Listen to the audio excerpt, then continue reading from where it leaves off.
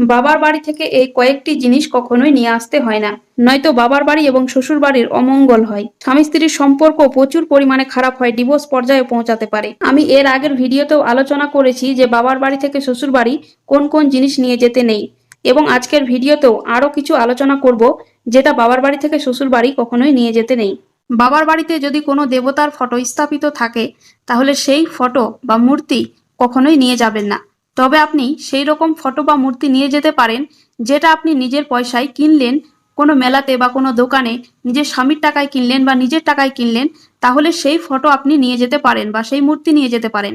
কিন্তু আপনার বাবা মা যেই ফটো বা যেই মূর্তির পুজো করে বাড়িতে রেখে, সেই মূর্তি বা ফটো আপনি নিয়ে যাবেন না। ঝাঁটা কোনোভাবে আপনি বাবার বাড়ি থেকে শ্বশুর বাড়ি নিয়ে যেতে পারবেন না। সেই ঝাঁটা আপনার বাবার বাড়ি থেকে কেউ কিনে দেখ বা আপনি নিজের টাকায় কিনুন, অথবা আপনার বাবার বাড়িতে সেই ঝাঁটা ইউজ করা হয়, এটির মধ্যে কোনোটি আপনার বাবার বাড়ি থেকে শ্বশুর বাড়ি আপনি নিয়ে যেতে পারবেন না।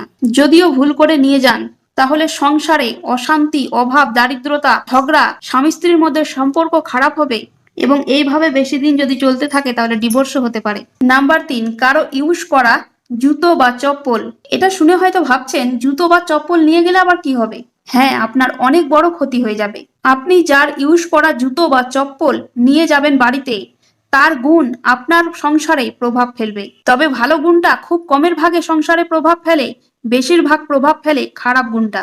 তাই যেমন খারাপ ব্যবহার, খারাপ আচরণ, খারাপ কথাবার্তা, এইগুলোর প্রভাব ধীরে ধীরে আপনার সংসারে প্রবেশ করবে, যার ফলে আপনাদের স্বামী স্ত্রীর সম্পর্ক খারাপ হবে, কারো সাথে সম্পর্ক ভালো থাকবে না, এইরকম অনেক ধরনের অশান্তি তৈরি হবে। তাই নিজের সংসারকে বিপদ থেকে মুক্তি রাখতে এবং সংসার সুখের করতে এই জিনিসগুলো কখনোই বাবার বাড়ি থেকে শ্বশুর বাড়ি নিয়ে আসবেন না। আরো অনেক কিছু জিনিস রয়েছে যেগুলো পরবর্তী ভিডিওতে আলোচনা করব, তাই অবশ্যই আইডিটিকে ফলো করে সাথে থাকুন।